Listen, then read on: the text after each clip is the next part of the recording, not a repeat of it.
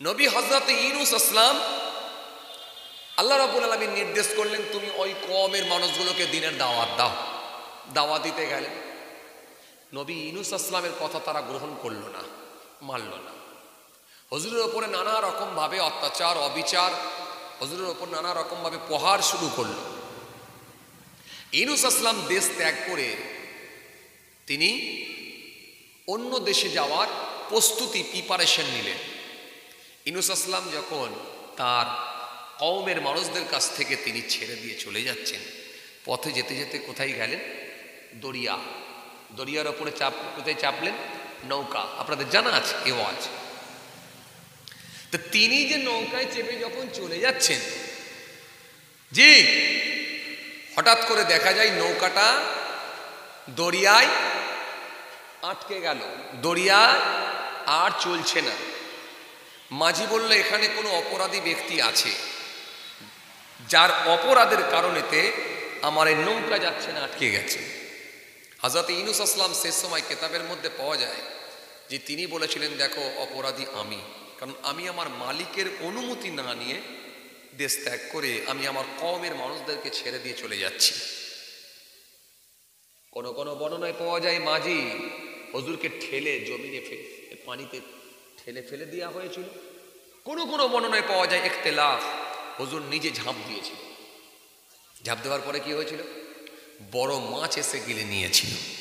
যখন বড় মাছ এসে গিলেছিল, ইউনূস আসলাম ওই মাছের পেটের মধ্যে গিয়ে লা ইলাহা ইল্লা আনতা সুবহানাকা ইন্নী কুনতু মিনাজ জালিমিন, এই দোয়া ইউনূসটা পড়েছিলেন।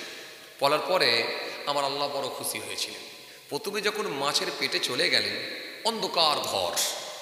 ইউনূস আসলাম মাছের পেটে গিয়ে পানির নিচেতে গিয়ে দেখেন গুনগুন গুনগুন গুনগুন গুনগুন গুনগুন গুনগুন করে আওয়াজ উঠছে। হে তরুণিয়া নওজোয়ান জামাকেরা, হে আমার মুরব্বিরা, বাবার আস্তুরে রেখে দিয়ে হযরত ইউনূস নবী সেই সময় বলেছিলেন, ও আমার মালিক, ও আমার আল্লাহ, এই পানির নিচে কোথা থেকে এরকম গুনগুন করে আওয়াজ ওঠে? আমার আল্লাহ সেই সময় বলেছিলেন, ও ইউনূস শোনো, তুমি কি জানো না, তোমার কি জানা নাই, জমিন আসমানে যা কিছু আছে সব আমি আল্লাহর নামে তসবিহ পড়ে। খালি কিছু অবাধ্য মানুষ আর জিন ছাড়া সবাই আমি আল্লাহকে মানে আল্লাহর নামে তসবিহ পড়ে। এই জন্য পানির নিচে যে সমস্ত প্রাণীগুলো আছে সবাই আমি আল্লাহর নামে তসবিহ পড়ছি। হযরত ইউনূস নবী সেই সময় মাছের পেটে তিনিও দোয়া ইউনূস পড়তে লেগেছিলেন, লা ইলাহা ইল্লা আনতা সুবহানাকা ইন্নী কুনতু মিনাজ জালিমিন। যখন এই দোয়া ইউনূস খানা পড়তে লেগেছেন, তাসবিহ খানা পড়তে লেগেছেন, আমার আল্লাহ বড় খুশি রাজি হয়ে গেলেন। আমার আল্লাহ মাছকে বললেন, মাছ আর দেরি করবে না, আমার ইউনূসকে কিনারায় পৌঁছে দাও। কিতাবের মধ্যে পাওয়া যায় 40 দিন পরে হযরত ইউনূস আসলামকে কিনারায় পৌঁছে দেওয়া হয়েছিল। আল্লাহ নবী হযরত ইউনূস আসলাম আবার পৃথিবীর জমিনে ফিরে এসেছিলেন। তাহলে আল্লাহ মাফ করে দিলেন, ক্ষমা পেয়ে গেল। কেন? নবীদের সঙ্গে কানেক্ট, সম্পর্ক হচ্ছে আল্লাহ। কিছু কথা বুঝতে পারছেন? নবীদের সঙ্গে কানেক্ট, সম্পর্ক, ট্রানজাকশন হচ্ছে আল্লাহ। তাহলে কোনো সমস্যা হলেই আল্লাহর দরবারে কেঁদেছে, আল্লাহ মাফ করে দিয়েছে। এই জন্য কোনো নবী রসুলদের কোনো গুনাহ নাই। গুনাহ কার নাই? ফারেস্তাদের গুনাহ নাই।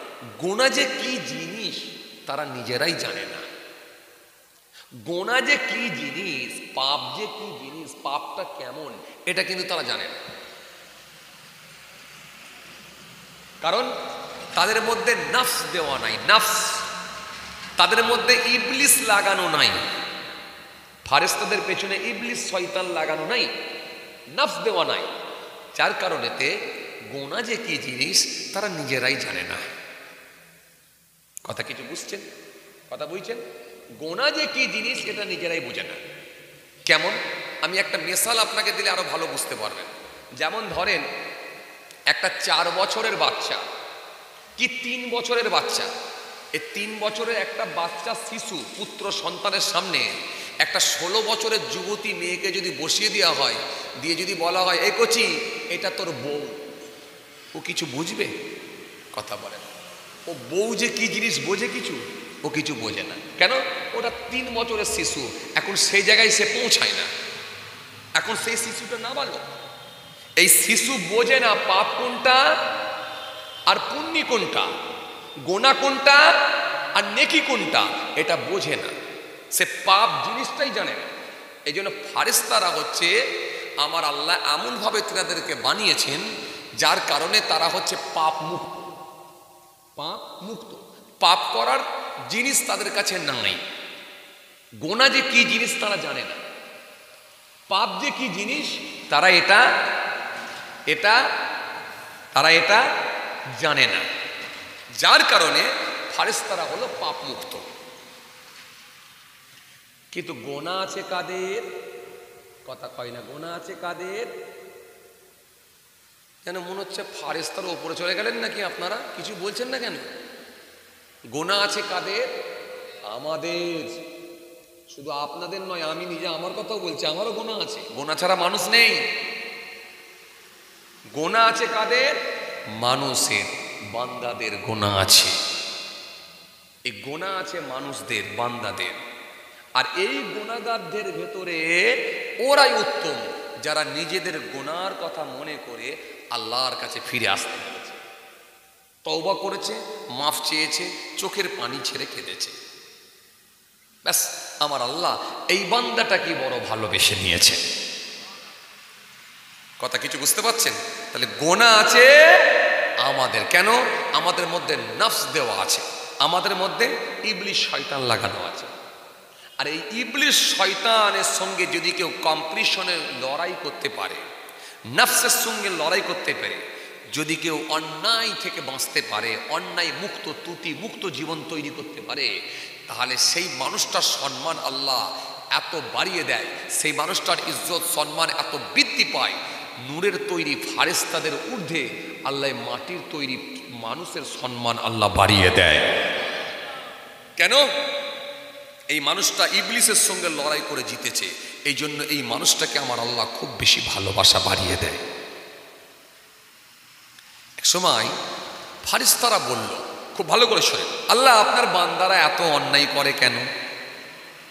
এত অন্যায় করে কেন? এত গুনার কাজ করে কেন? এত পাপ করে কেন? আল্লাহ বলে, দেখো তাদের কাছে ইবলিস শয়তান লাগানো আছে। ইবলিস শয়তান লাগানো আছে, তাদের সঙ্গে নফস দেওয়া আছে, এই জন্য তারা গোনা করে, অন্যায় করে, পাপ করে। তোমরা যদি হতে না, তোমরাও করতে। ফারেস্তারা বলছে, আল্লাহ এটা আমরা করতাম না, আমরা করতাম না। কেন? আমরা আপনাকে ভয় করি, আমরা আপনাকে ভয় করি। আল্লাহ বলছে, শোনো, তোমাদের সঙ্গে যদি নফস দেওয়া হতো আর ইবলিস শয়তান লাগিয়ে দেওয়া হতো, তোমরাও গোনা করতে। তখন বলছে, আল্লাহ আপনি বলছেন তো, আপনি বললে তো আমাদের কিছু বলার নাই, তবে আমরা কিন্তু মনে হয় করতাম না, কারণ আমরা আপনাকে ভয় করি।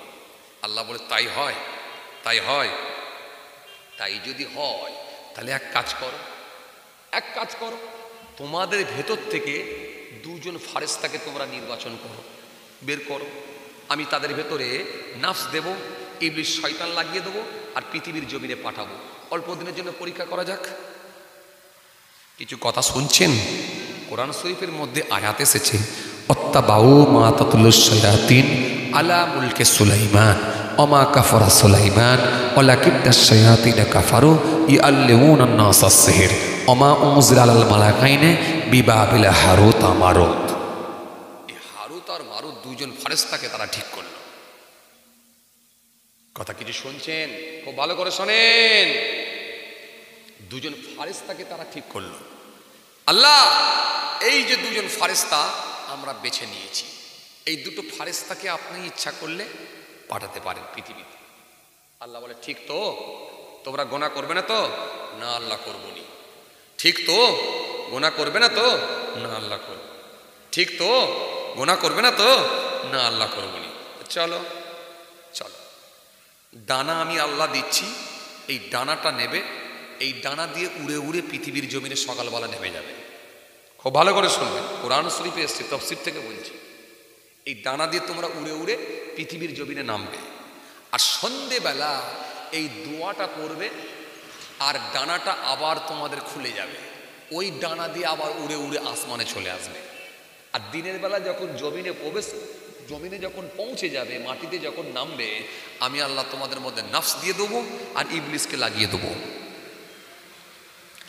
আর যখন মানুষের মধ্যে তোমরা প্রবেশ করবে, তোমাদের আকৃতি সুরাত পুরো মানুষের মতো হয়ে যাবে, ডানা দেখতে পাবে, ডানা পুরো বন্ধ হয়ে যাবে, কোনো মানুষও তোমাদেরকে বুঝতে পারবে না যে তোমরা ফারেস্তা। কেন? আমার আল্লাহর কুদরতি ক্ষমতাই তো সবই সম্ভব। কথা বলছেন না কেন? আল্লাহর কুদরতি ক্ষমতাই সব সম্ভব নয়? সম্ভব নয়? যদি বলেন সম্ভব নয় তো কি করে হচ্ছে? তাহলে আকাশ থেকে পানি হচ্ছে কি করে? কার অর্ডারে? তো সবসময় পানি হয়নি কেন? আল্লাহ যখন ইচ্ছা করছে তখনই পানি দিচ্ছে।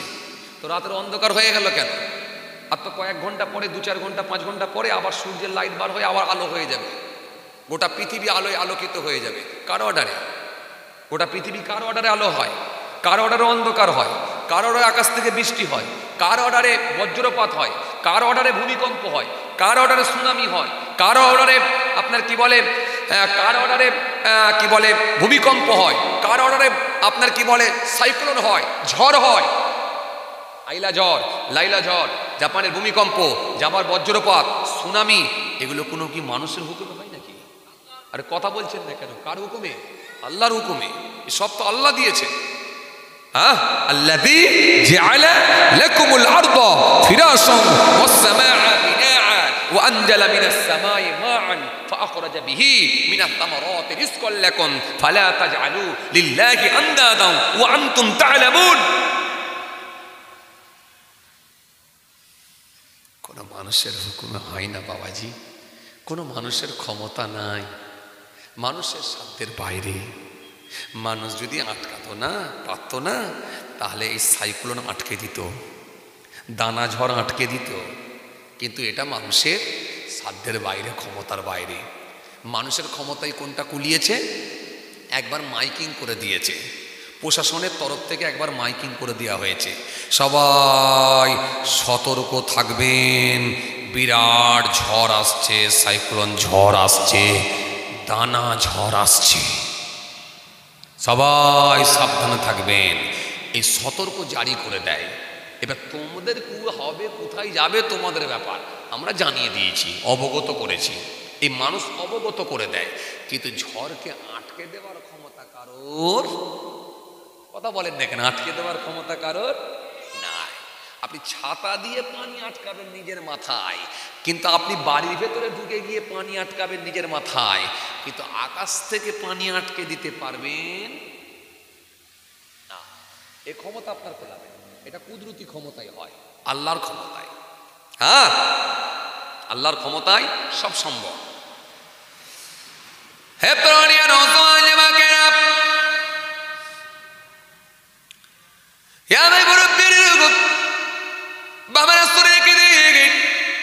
কিতাবের মধ্যে পাওয়া যায়, তাফসীরের মধ্যে পাওয়া যায়, তিনারা দুইজন ফেরেশতাকে নির্বাচন করলেন। ও আমার আল্লাহ, ও আমার মালিক, ও আমার স্রষ্টা, ও আমার সৃষ্টিকর্তা, ও আমার রব, ও আমার পরওয়ারদিগার, আমরা দুইজন ফেরেশতাকে বেছে নিয়েছি, হারুত আর মারুত। আপনি যদি হুকুম দেন, এরা পৃথিবীর জমিনে চলে যাবে, মানুষের সঙ্গে মিশে যাবে, মানুষের সঙ্গে মিশে সারাদিন মানুষের মধ্যে থেকে তারা কাজকর্ম করবে। আবার রাতের অন্ধকারে সন্ধ্যার সময় তারা আবার আকাশে উড়ে চলে আসবে। ও আমার রব, যদি আপনি বলেন আমাদের ভেতর থেকে দুজন ফেরেশতাকে বেছে দিলাম, দুজন ফেরেশতা কিতাবের মধ্যে পাওয়া যায়।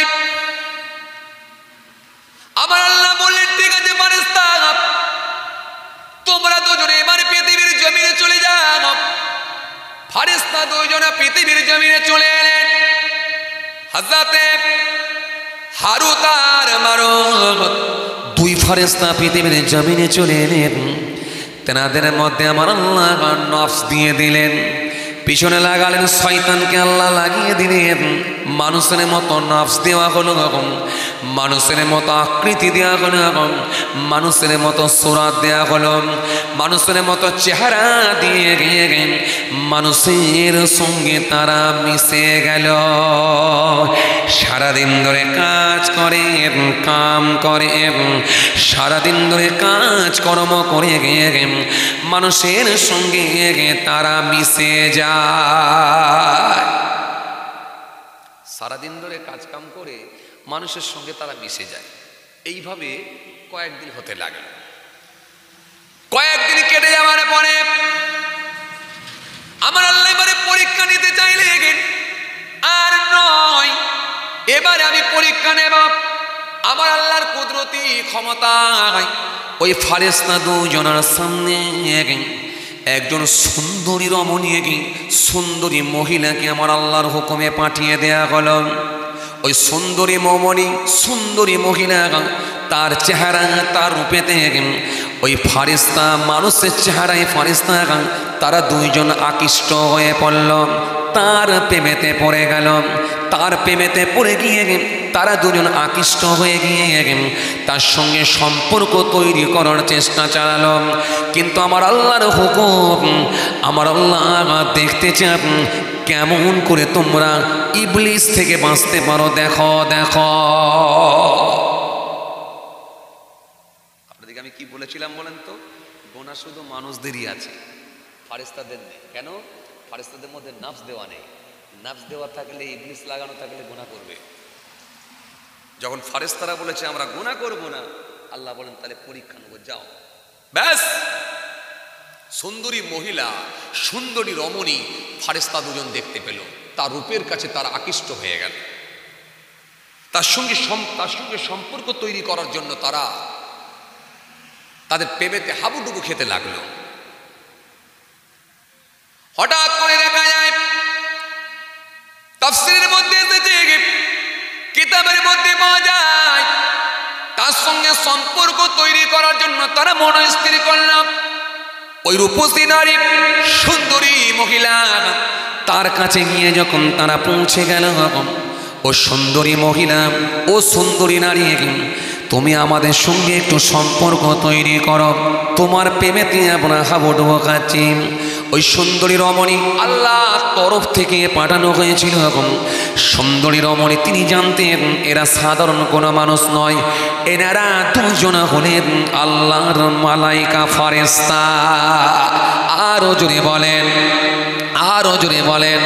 ওই সুন্দরী রমণী সেই সময় বলল, আমার সঙ্গে যদি সম্পর্ক করতে চাও তাহলে আগে তোমাদেরকে মদ পান করতে হবে।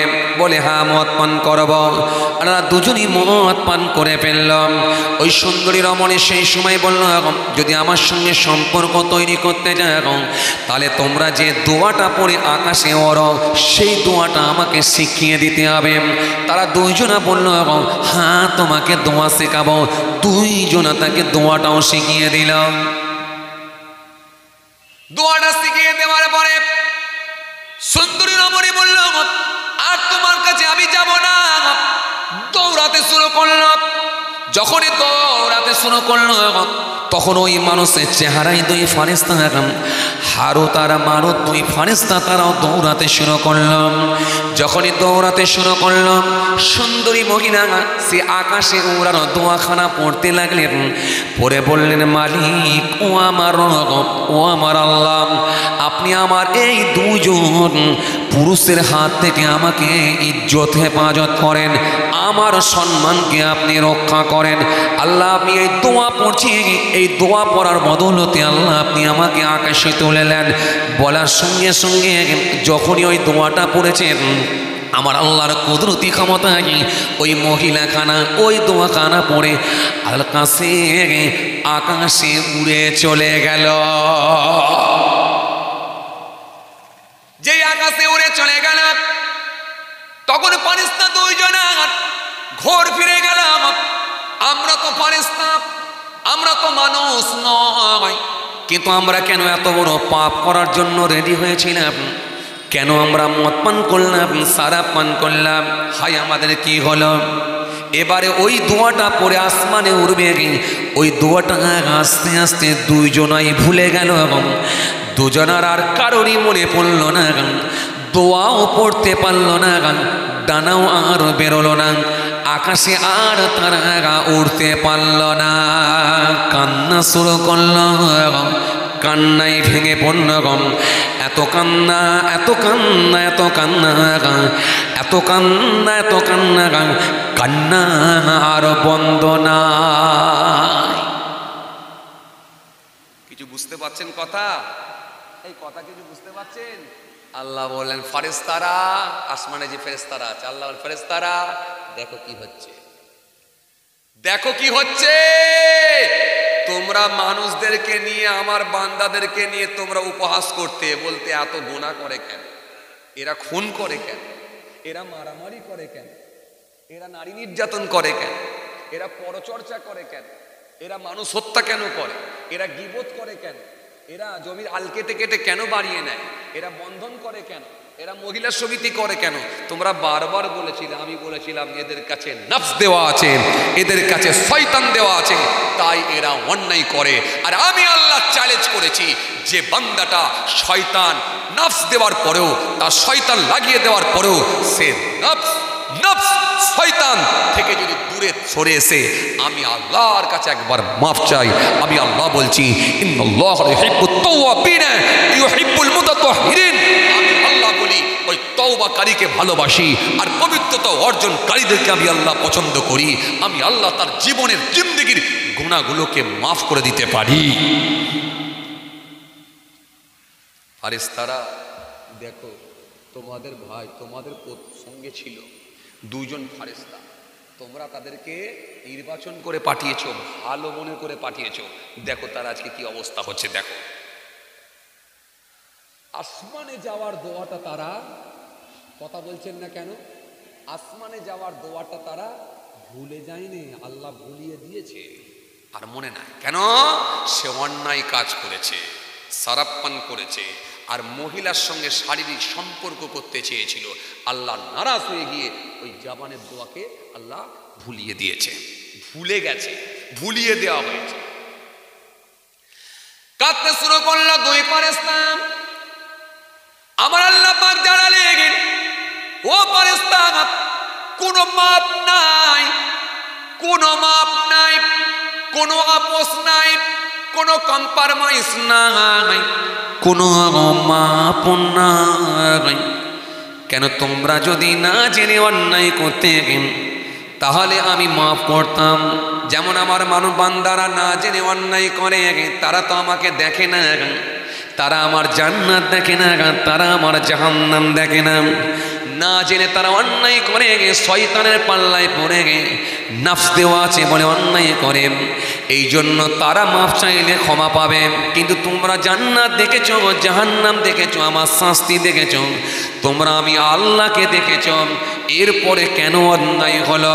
তোমরা তো বললে অন্যায় করবো না, আমরা মানুষের দলে গেলেও অন্যায় করবো না। তোমরা এই চ্যালেঞ্জ করে পৃথিবীর জমিনে গিয়েছিলেন, কেন অন্যায় হলো? আমি আল্লাহ আর তোমাদেরকে ক্ষমা করব না।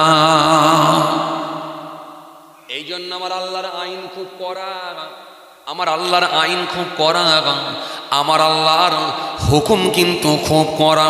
আল্লাহ ধরে না, ধরে না, ধরে না, কিন্তু ধরলে আমার আল্লাহ ছাড়বে না।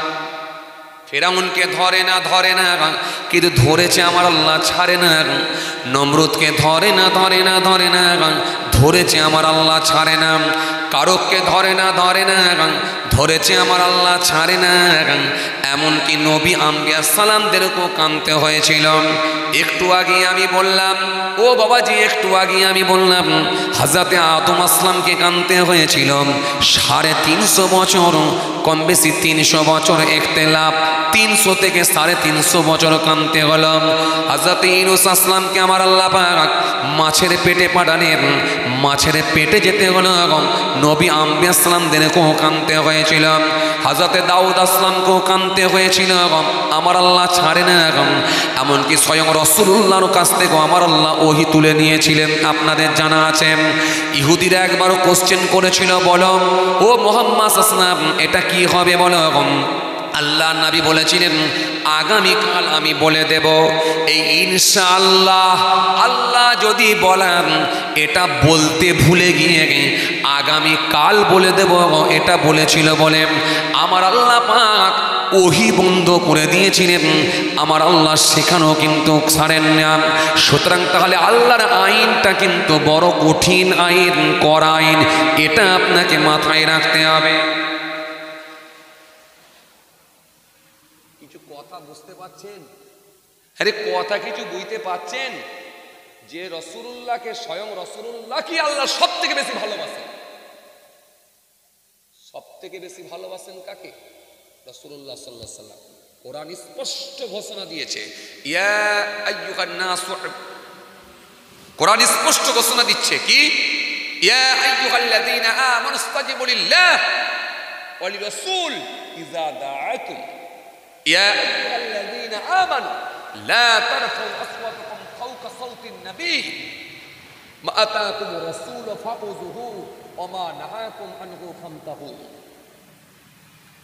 কোরআন এক জায়গায় নয়, একাধিক জায়গায় তার হাবিবুল্লাহর সামনে আল্লাহ তুলে ধরেছে। এই পৃথিবীর মানুষ, আমার হাবিবুল্লাহর সামনে যখন কথাবার্তা বলবে যথেষ্ট শিষ্টাচার তোমাদের ভেতরে রাখবে, মার্জিত ভাষায় কথা বলবে। কেন? আমার হাবিবুল্লাহ আছে। কিছু লোক আছে না চিৎকার মেরে কথাবার্তা বলে। আরে কথা বলেননি কেন আপনারা? কিছু লোক আছে না, নাই মসজিদে গিয়েও চিৎকার করে, কবরস্থানে গিয়েও চিৎকার করে, এই কোদালটা লিয়াই না রে। কি সর্বনাশ!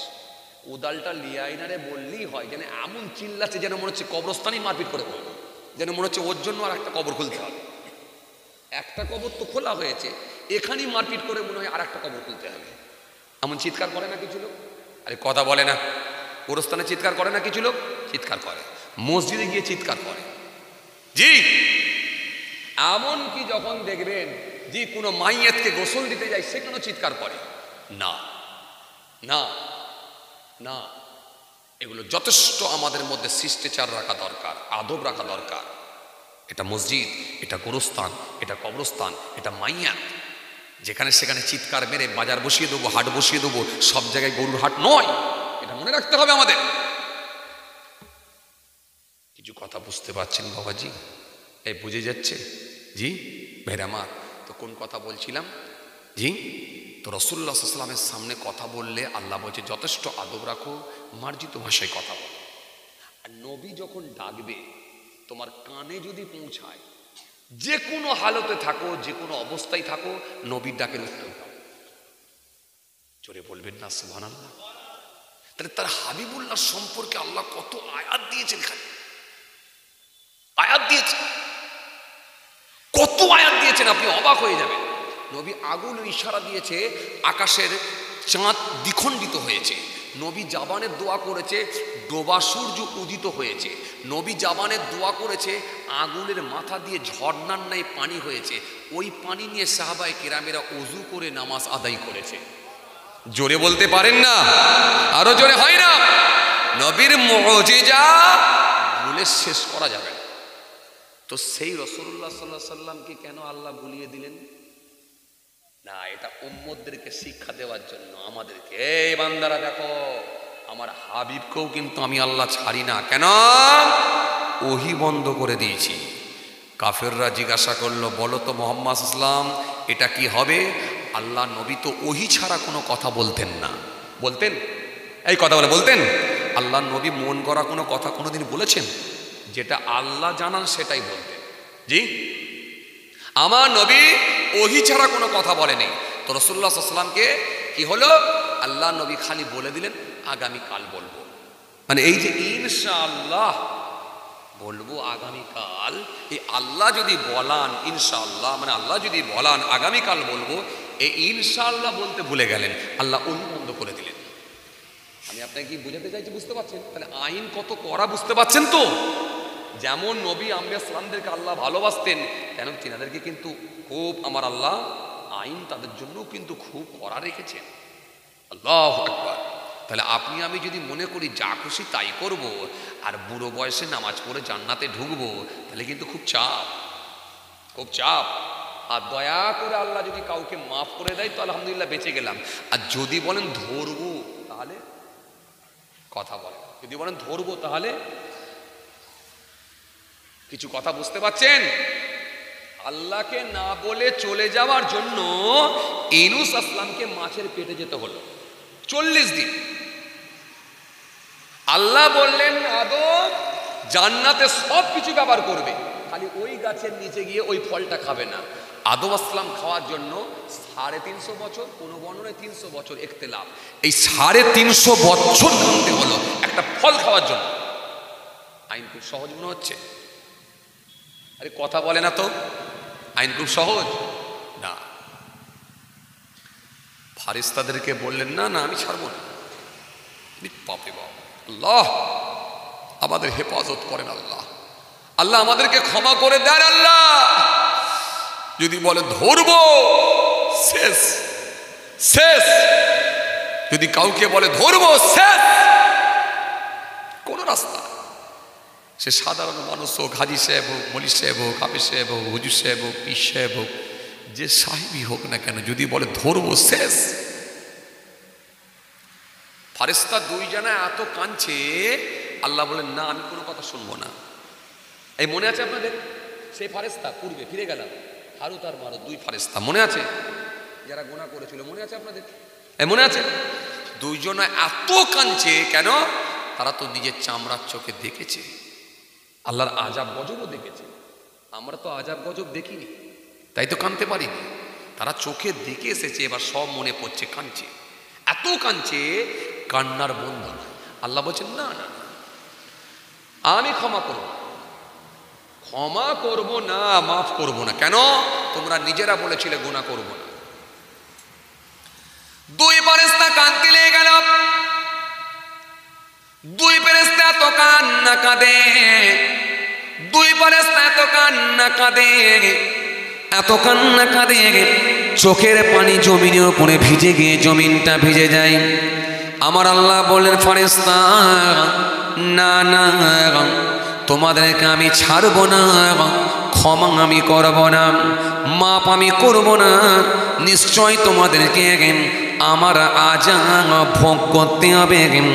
এবারে তোমরা সিদ্ধান্ত নাও কেমন আযাব নেবে, সিদ্ধান্ত নাও।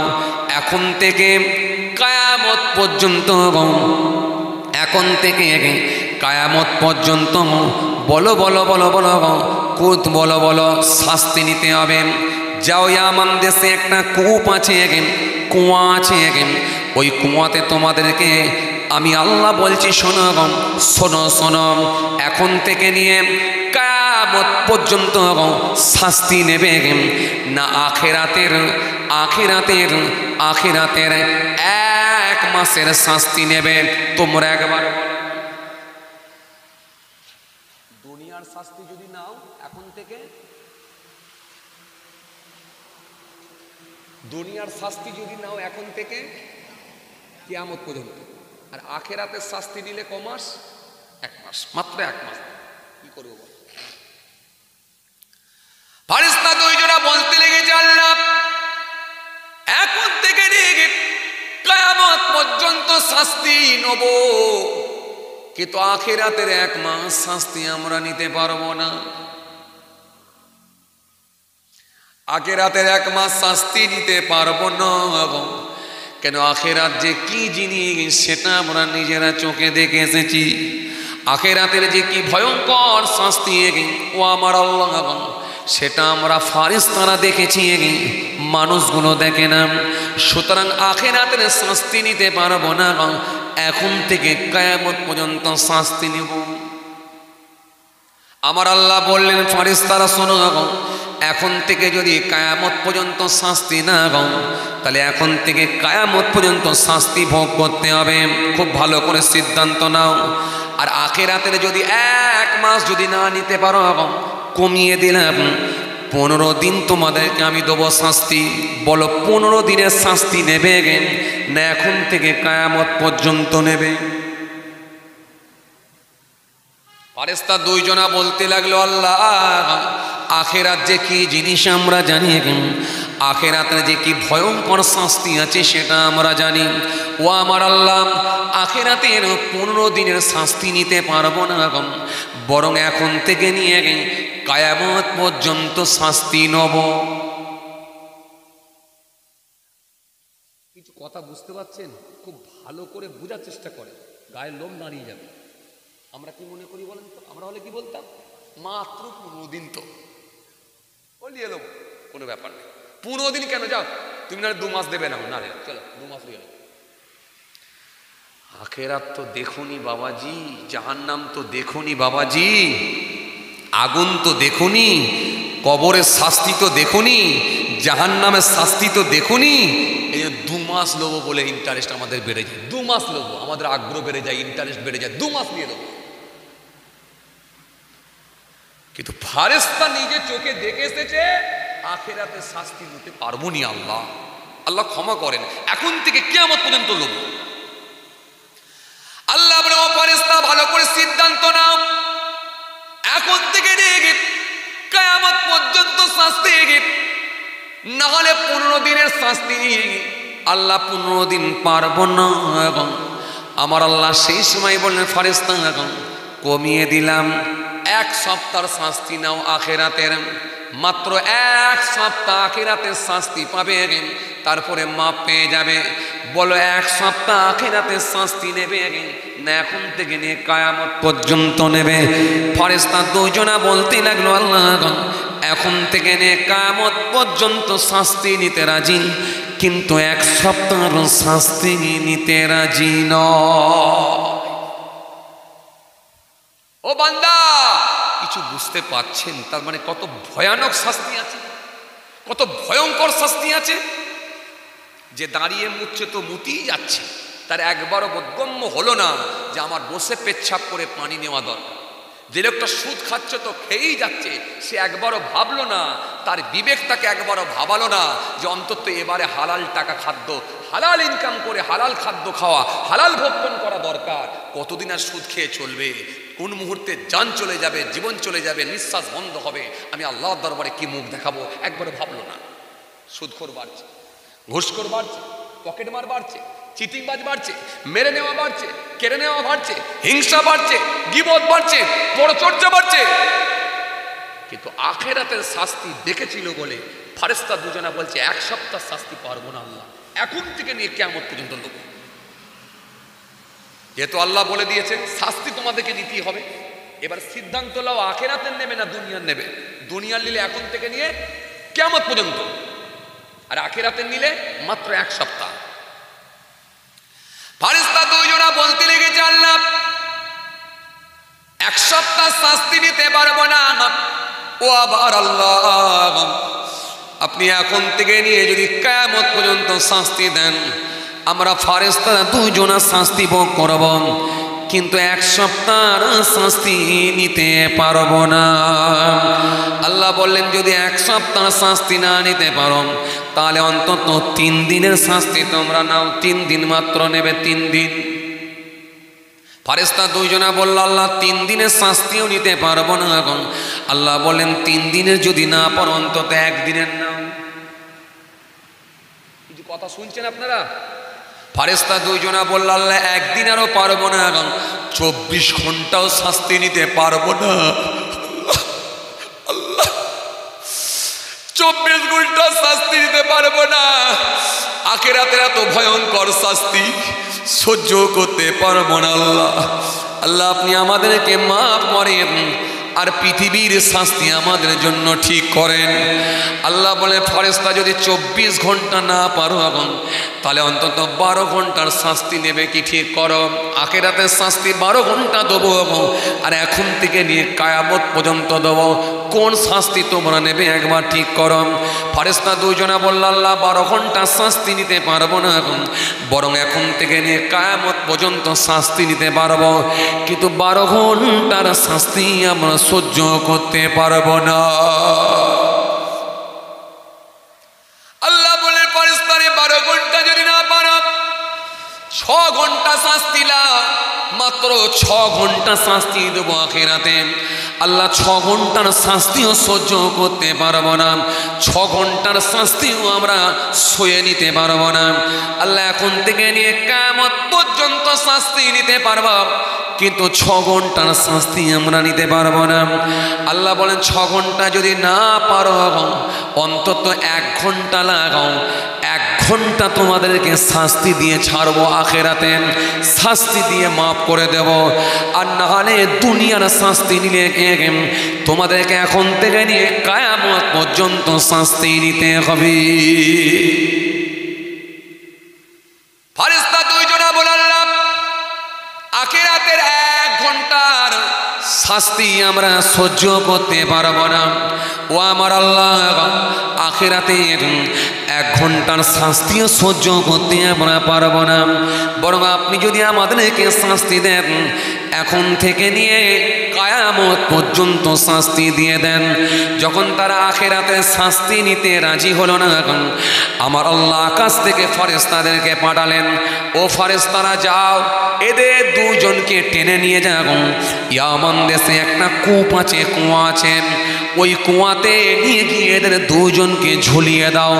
এদের দুজনকে এমন ভাবে ঝোলাবে, শিকল দিয়ে এদের পাটা উপর দিকে থাকবে আর মাথাটা ওদের নিচের দিকে নেমে যাবে। কি শীতকাল, কি বর্ষাকাল, কি গ্রীষ্মকাল, প্রত্যেকটা কাল তাদের ওপর দিয়ে যাবে। আর কূপের নিচে দিয়ে ওই মাথার নিচে, কূপের মধ্যে মাথার নিচে ঠান্ডা পানি, ঝর্ণা, ঠান্ডা পানি, ঠান্ডা পানি নিচে দিয়ে সুন্দর করে বইবে। ও ফেরেশতা যাও, এদের দুজনকে ইয়ামান দেশে নিয়ে গিয়ে ওই কূপেতে নিয়ে গিয়ে এদেরকে ঝুলিয়ে দাও। ফেরেশতারা সঙ্গে সঙ্গে তুলে নিয়ে গিয়ে 2 ফেরেশতাকে নিয়ে গিয়ে কূপের নিচে তাদেরকে ঝুলিয়ে দেওয়া হলো, তাদের পাগুলোকে শিকল দিয়ে বেঁধে ওপর দিকে ঝুটা নিয়ে দেওয়া হলো, মাথাটা নিচের দিকে করে দেওয়া হলো। কিতাবের মধ্যে পাওয়া যায় ওই ফেরেশতাগুলো পানির জন্য তেষ্টায় পিপাসায় কলিজাখানা ফেটে যাচ্ছে। কিতাবের মধ্যে পাওয়া যায় তাদের জিহ্বাগুলো বার হয়ে গেছে, আর 1 হাত নিচেতে পানি আছে, কিন্তু পানিটা ভিতরে প্রবেশ করতে পারে না, আর মৃত্যুও হবে না। তখন থেকে নিয়ে টাঙানো আছে, আজও আছে, কিয়ামত পর্যন্ত টাঙানো থাকবে। এটা হলো পৃথিবীর শাস্তি।